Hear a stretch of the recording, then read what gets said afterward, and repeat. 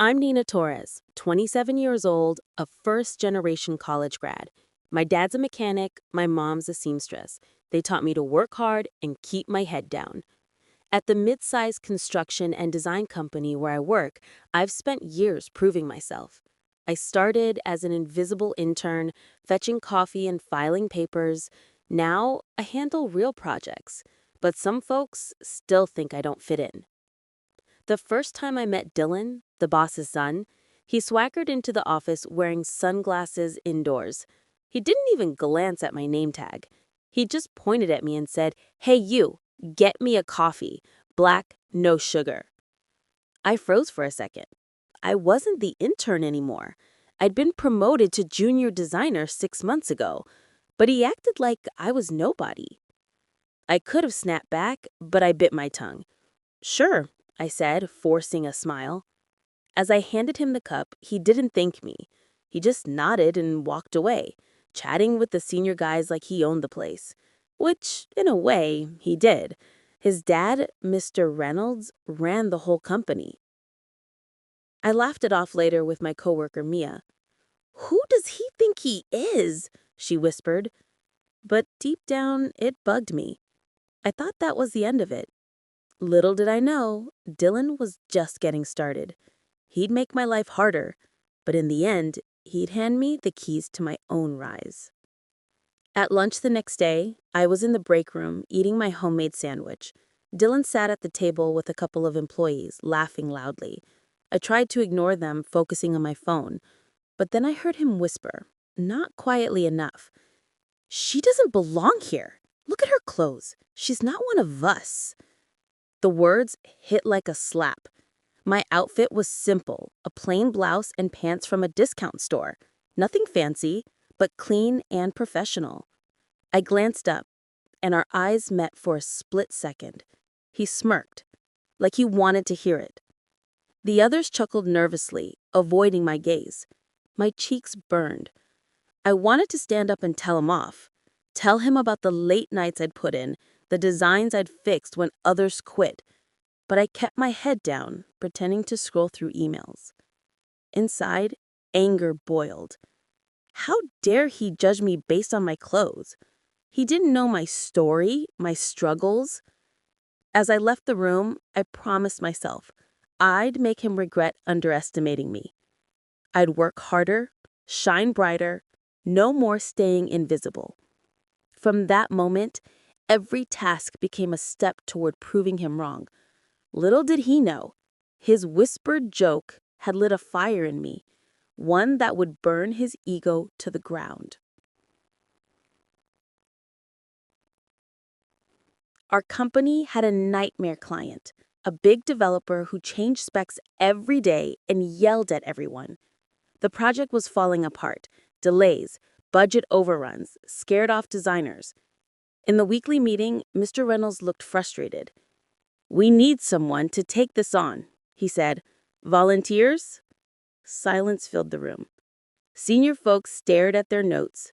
Dylan leaned back, arms crossed like it was beneath him. I thought about it. Risky, but a chance to prove myself. I raised my hand. "I'll do it," I said steadily. Eyes turned to me. Mr. Reynolds nodded. "All right, Nina, it's yours." Dylan smirked from across the table. "Let's see if she can even survive a week," he muttered, loud enough for a few snickers. My stomach twisted, but I held my chin high. This wasn't just a project. It was my shot. I turned this mess around. After the meeting, I dove in, reviewing files, calling the client, sketching new plans. It was tough, but I thrived on challenges. My parents raised me to fix things, not run from them. Dylan's doubt fueled me. If I nailed this, he'd eat his words. But I had no idea how far he'd go to stop me. The real test was coming, and it wouldn't be from the client.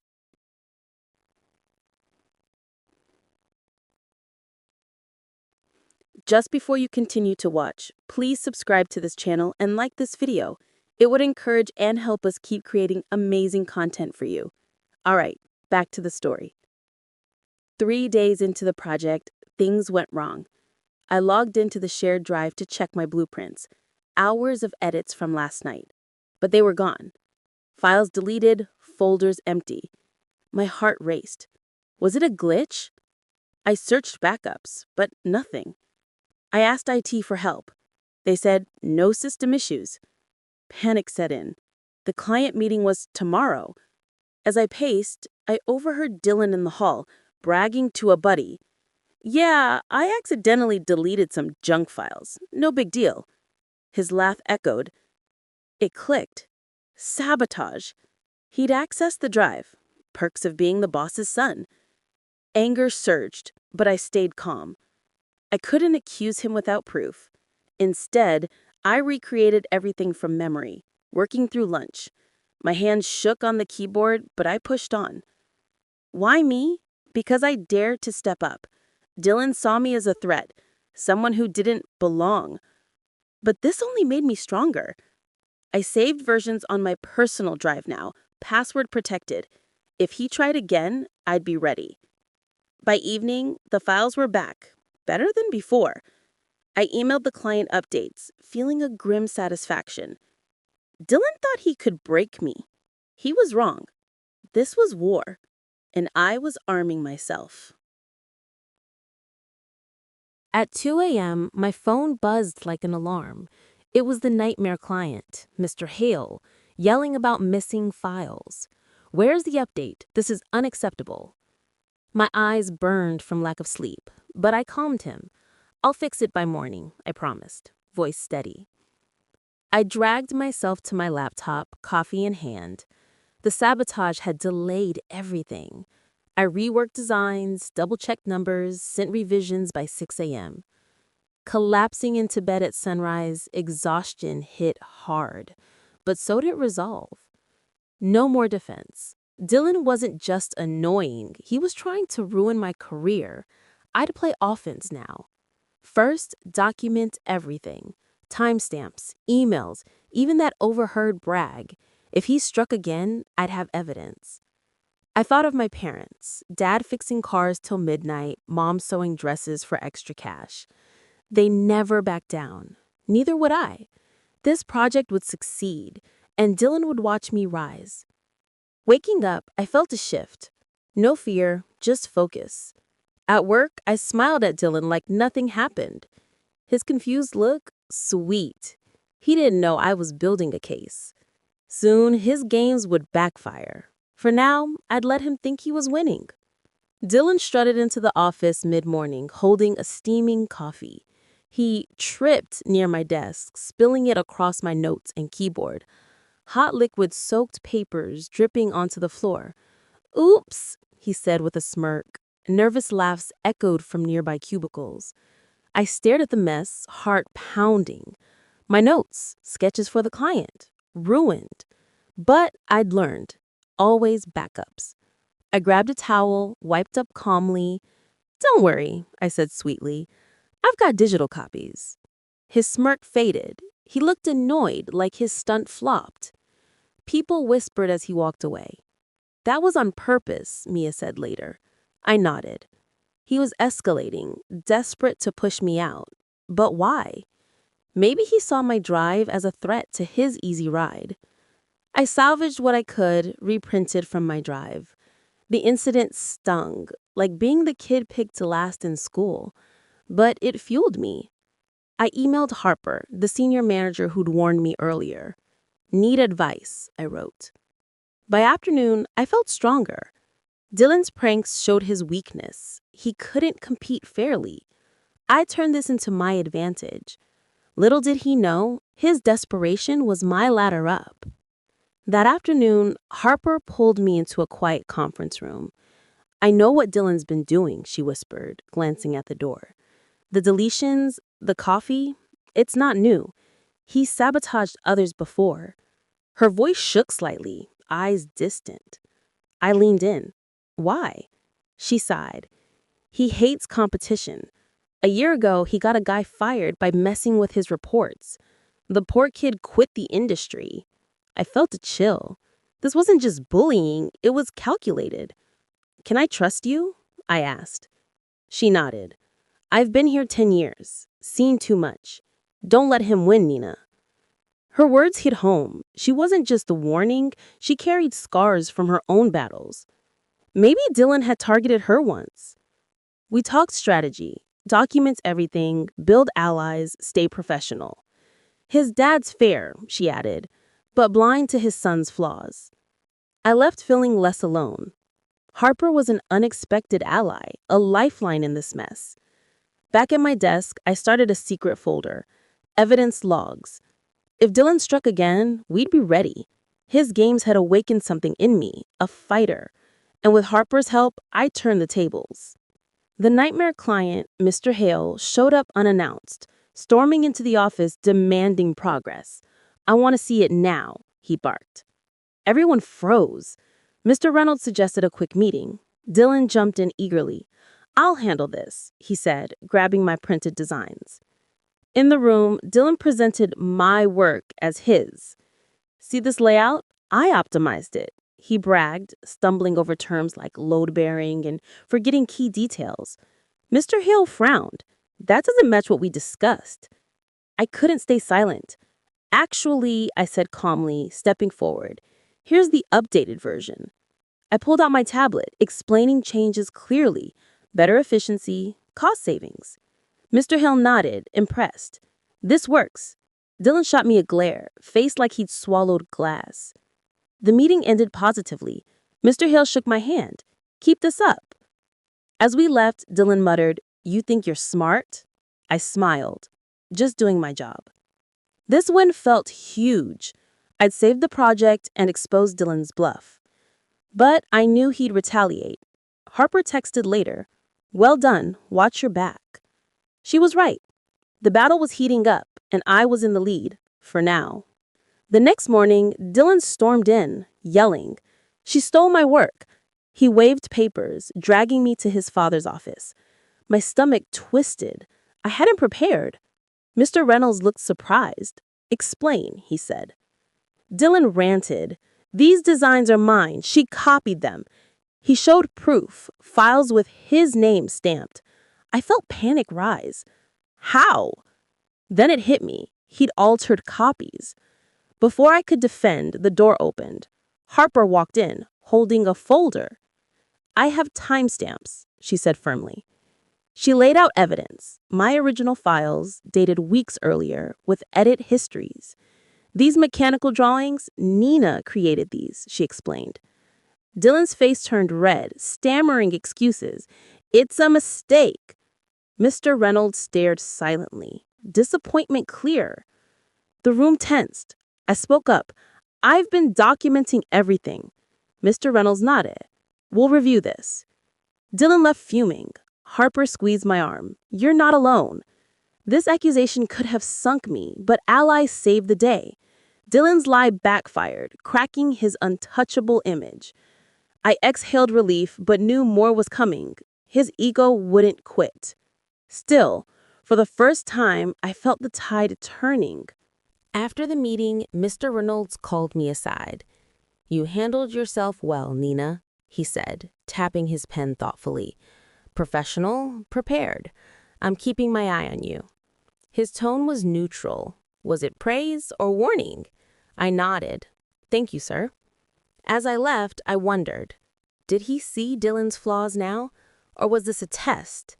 Either way, Dylan was on notice. Spoiled kids like him hated consequences. They thrived on Daddy's protection. Back at my desk, Mia whispered, "Heard Dylan got chewed out privately." I smiled inside. Good. But I stayed vigilant, updating my evidence folder. Harper emailed, "Stay strong. He'll slip up more." That evening, at home, I told my mom about it over dinner. "Mija, you're tough like your dad," she said. It warmed me. Their hard work inspired me. No shortcuts, just grit. Dylan's games had pushed me, but also sharpened me. I was ready for whatever came next. Little did he know, his father's words meant I was in the spotlight now, for the right reasons. The game was changing, and I was playing to win. A week later, whispers spread like wildfire. I overheard two coworkers in the kitchen. Dylan says Nina's only succeeding because she's flirting with clients. My hands shook as I poured coffee.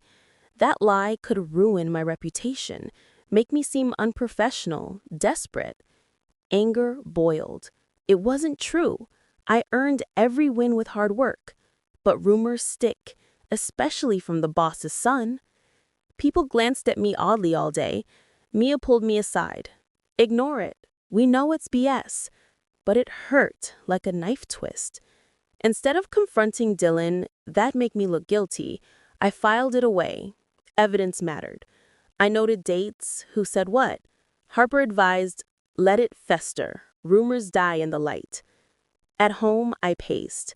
This attacked my character, my integrity. My parents raised me better. But it fueled my plan. Shine so bright, no shadow could touch me. Dylan thought he could smear me quietly. Wrong. I'd expose him when the time was right. For now, I focused on the project. Mr. Hale praised my latest updates. Success would drown his lies. The whispers stung, but they'd soon turn to cheers.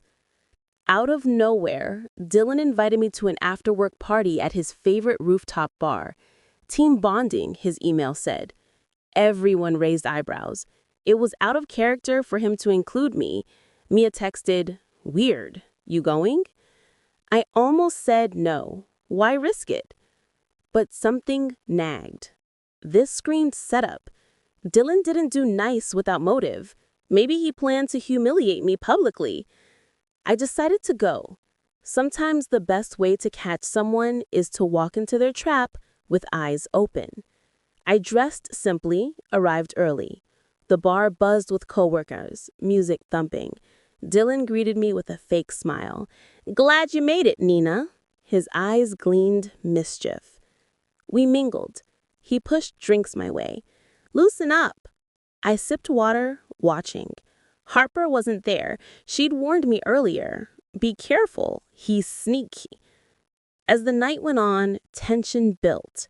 I felt his stares, heard his whispers. This wasn't bonding. It was a stage for his next move. But I was ready. Whatever he planned, I'd turn it against him. The trap was set for him. At the party, Dylan jokingly dared everyone to take tequila shots. Come on, Nina, show us you can hang. He handed me one, grinning wide. I took it, but something felt off. The smell was stronger, taste bitter when I pretended to sip. I poured it into a potted plant when no one looked. Minutes later, I saw him smirking at his friends. She'll embarrass herself soon, he whispered, laughing. My blood ran cold. He'd spiked it, maybe with something to make me drunk fast or worse. Humiliation on display, photos snapped, rumors fueled. I kept cool, chatting normally. Inside, fury raged. This crossed lines, not just office stuff, but dangerous. How low would he go? Coworkers noticed nothing. The music drowned whispers. I excused myself, heart pounding. In the bathroom, I breathed deep. Evidence. I needed it. Back out, I hovered near his group, phone ready. His arrogance would be his downfall. I faked a wobble, drawing him in. He bragged louder. Gotcha. This trap backfired on him. I left early, evidence in pocket. Tomorrow, the real game begins. I slipped into the bathroom and hit record on my phone, hiding it in my pocket. Back at the bar, I hovered near Dylan's group, acting tipsy. He took the bait, bragging loud. Yeah, I spiked her drink. She'll be stumbling soon. Perfect for some pics. His voice was clear, cocky. Friends chuckled uneasily. I smiled inwardly, pocketed the recording, and pretended nothing happened. Fun night, I said, leaving. In the cab home, I replayed it, crystal clear, evidence that could end him, admitting sabotage. My hands shook from adrenaline. This wasn't a prank. It was illegal. But I wouldn't rush. Timing mattered. I saved the files securely, backed up twice. At home, I thought of my family. Dad always said, smart beats sneaky. This proved it. Dylan's arrogance handed me a weapon. He thought I was weak. Now I held his fate. Sleep came hard, mind racing. Tomorrow I'd share with Harper. For now, satisfaction warmed me. His plan flopped. I walked out sober, armed. The tables were turning faster than he knew. Back at work, I pulled Harper aside in the empty break room. "Listen to this," I whispered, playing the recording. Dylan's voice echoed, bragging about spiking my drink. Her jaw dropped. "Nina, this isn't just office politics. This is serious. Could be assault." She paced, face pale. "We need to report it," I nodded, but cautioned, "Not yet. Let's build more." Harper agreed. "I'll back you up. I've seen him pull stunts, but this? Unforgivable." Her support felt solid. She offered to witness if I went higher. My heart pounded. This evidence could ruin Dylan. Job loss, maybe legal trouble. But I waited. Rushing might backfire. For now, it was my ace card. We planned. Keep performing, gather allies. "His dad must know," she said. I wondered if Mr. Reynolds would protect him. Blood stick. Leaving, relief mixed with nerves. I had power now. Dylan strutted by, smirking like he'd won. I smiled back. He had no clue. His confession sealed his fate. Soon I'd drop it when it hurt most. Justice was coming. The company announced a new leadership role for the upcoming expansion project. A big deal, overseeing designs and teams. Everyone buzzed. Dylan bragged openly. "It's mine by default." But Mr. Reynolds surprised us. All candidates present their vision to the board, no exceptions. The room hummed with shock. Dylan looked smug, still, like his name guaranteed it. I smiled inside. This was fair ground, my chance. I'd apply, pitch hard. Harper high-fived me later. "This levels the field," I nodded. "No nepotism here, merits wins." Dylan glared across the office, sensing competition. I dove in, researching expansion needs, brainstorming ideas. This role meant more pay, respect, proof I belonged. My parents beamed when I told them. "Go get it, mija," Dad said. Dylan's confidence cracked a bit. He hovered more, asking nosy questions. I stayed polite. Inside, excitement built. With my project succeeding and evidence ready, I was positioned perfectly.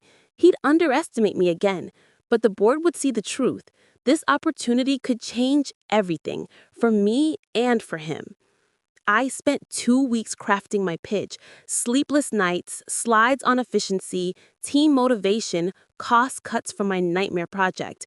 Meanwhile, Dylan bragged, "My last name is all I need." Cocky as ever. Dark circles grew under my eyes. Coffee became my best friend. Visiting home, Mom noticed. "Mija, you look tired," she said, hugging me. "Don't let him scare you into playing small." Her words hit deep. I'd grown up watching her sew till dawn. No, I wouldn't shrink. I practiced in the mirror, timing myself. Harper reviewed drafts. "Solid. You've got substance. He's got flash." Dylan's taunts echoed in my head, fueling me. This wasn't just a job. It was vindication. If I won, he'd face reality. Talent beats connections. By the end, my pitch shone. I slept better, confident. The big day loomed. Dylan thought it was his, but I was ready to show the board and him who really belonged in charge. The boardroom was packed. Executives, Mr. Reynolds at the head, nerves buzzed in my stomach. Dylan went first, his slides flashy with graphs and buzzwords. He rambled about synergies and disruptive innovation, but lacked details, no real plans, just hype. The board clapped politely, but I saw bored faces. Then my turn. Hands shook as this started, but I steadied. "This expansion needs practical solutions," I said, showing data, reduce delays by 20%, team retention ideas, budget tweaks from my project. I spoke of real people, workers like my dad, clients like Mr. Hale. The room leaned in, nodding. Questions flew. I answered competently. Applause erupted, real this time. Mr. Reynolds smiled faintly. Dylan shifted uncomfortably, face tight. He knew I'd outshone him. As I sat, triumph surged. This wasn't luck. It was years of grit. Harper texted, "Nailed it." But I braced. Dylan wouldn't go quietly. The decision loomed, and with it, my future. For once, I felt in control. Just as I thought I'd nailed it, Dylan raised his hand. "Excuse me," he interrupted smugly. "These numbers look fake." He waved papers, altered versions of my data, twisted to seem wrong. Gasps rippled. My stomach dropped. Sabotage again. In front of the board? Eyes turned to me. How, I thought. He must have snooped my files, changed figures. Panic flickered, but I breathed deep. No proof yet, but I had backups. Mr. Reynolds frowned. "Explain, Dylan." He ranted. "Her projections are inflated. See?" Board members murmured, doubt creeping. My mind raced. This could tank me. Years of work undone by his lie. I steadied. "Those are outdated numbers," I said calmly, but words weren't enough. Heart pounding, I glanced at Harper in the hall. She nodded. Ready. This was his boldest move yet. If it worked, I'd look incompetent, but I wouldn't let him win. Evidence waited. The reveal was coming, and it'd crush him. I steadied myself, voice firm. "Actually, those are outdated numbers. Here are the updated ones, with timestamps." I pulled printed backups from my bag, signed by Harper as witness. I passed them around.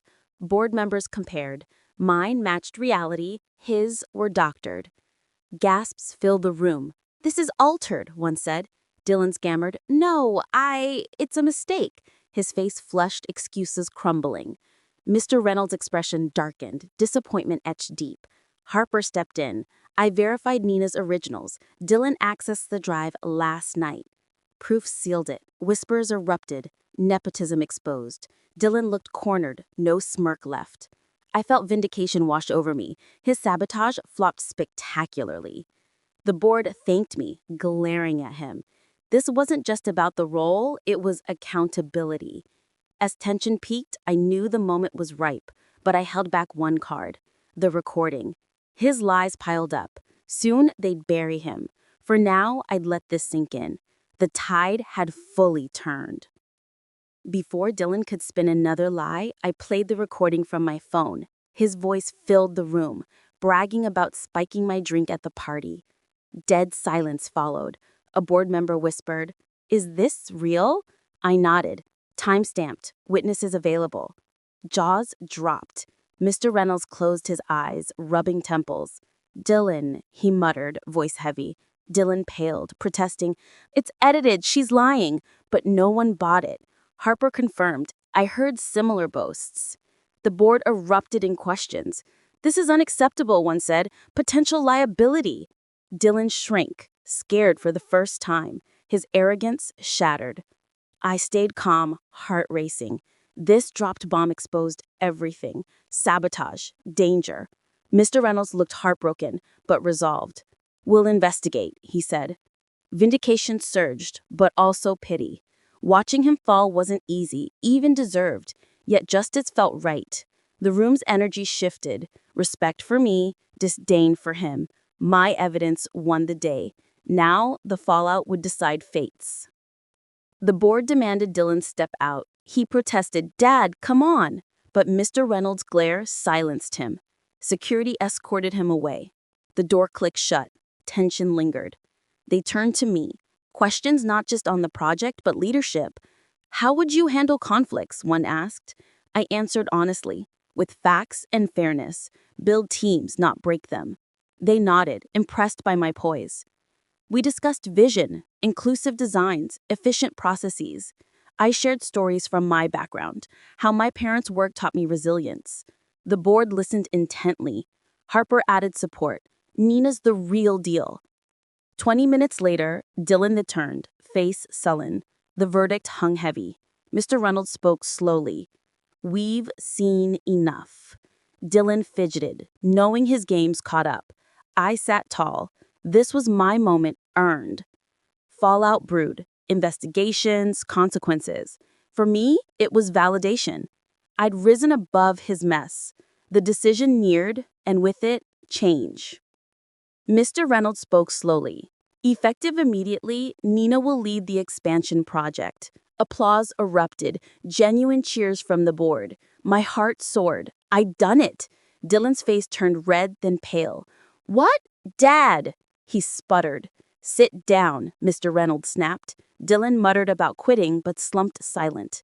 For the first time, he wasn't untouchable, just an employee who crossed lines. The board congratulated me. Well deserved. I thanked them, voice steady. This role meant everything, proof I belonged, despite whispers and sabotage. Dylan stormed out after, slamming the door. Whispers followed. About time. Harper hugged me. You earned this. At home, I called my parents, tears flowing. I got it, Mom cried happily. Dad said, proud of you, mija. Their joy made it real. No more invisible. I was in charge. Dylan's downfall? His own doing. Justice served. In the weeks that followed, Dylan barely showed his face. He slunk in late, avoided meetings. Rumors swirled. His father cut off credit cards, sent him to a distant branch for training. No more swagger, just defeat. Meanwhile, I settled into my role. Leading the expansion felt natural. Assigning tasks, brainstorming with teams. People who ignored me before now asked for advice. Great idea, Nina, they'd say. I didn't gloat, focused on work. The nightmare project wrapped successfully. Mr. Hell signed more contracts. Harper became my right hand. You changed things here, she said. I smiled. Allies mattered. Dylan's investigation concluded quietly. Probation, mandatory classes. He glared sometimes, but powerless now. I felt a twinge of guilt. Watching someone fall, even deserved, wasn't easy. But remembering the spikes, deletions, it faded. My parents visited the office. Pride shone.